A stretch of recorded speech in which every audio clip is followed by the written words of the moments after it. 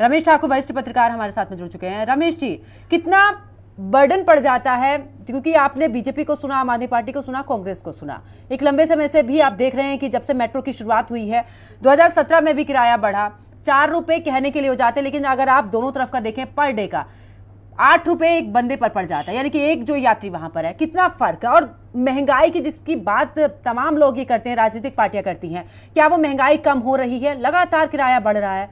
ये वादे, ये चुनावी दावे आखिरकार कब पूरे होंगे, कब जनता को इससे राहत मिलेगी? देखिए, सबसे पहले तो ये है, जो ये किराया बढ़ा है इसका भार किसी नेता पे नहीं पड़ेगा, किसी सरकार पे नहीं पड़ेगा, ये उस हर व्यक्ति पे पड़ेगा जो दिनचर्या, जो डेली चलता है, रोजी रोटी के लिए जाता है। क्योंकि दिल्ली में जो मेट्रो है मुंबई की तरह लाइफलाइन कही जा रही है। अगर ये ऐसा हुआ है तो निश्चित तौर पे मुझे लग रहा आज किराया बढ़ाया गया है, और कल अगर आपका कैमरा कोई रिपोर्टर लेके गए जब रोड पे जाएगा तो ये भीड़ पब्लिक ट्रांसपोर्ट की टीटीसी की बसों में आपको बढ़ी हुई दिखाई देगी। बिल्कुल। दूसरी बात, इसकी क्रोनोलॉजी को हमें समझने की जरूरत पड़ेगी कि ये चीजें हो क्यों रही है। देखिए, ये बहुत किसी भी सरकार के लिए ये बड़ी बात है। अगर आम आदमी पार्टी ने अपनी हुकूमत के दौरान इस किराए को नहीं बढ़ने दिया तो ये बहुत बड़ी बात है।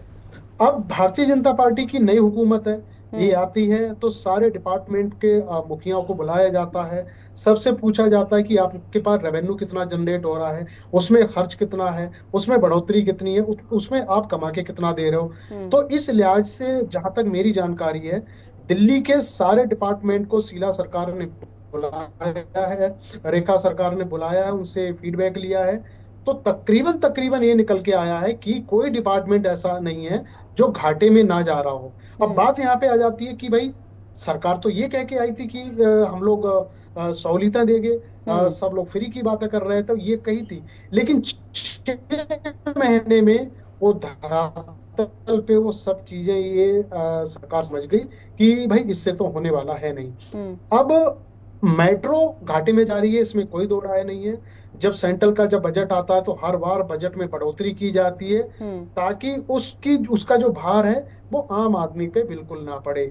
लेकिन अब स्थिति यहाँ तक पहुंच गई है कि ये जो भार है बढ़ोतरी का, ये करना ही पड़ेगा।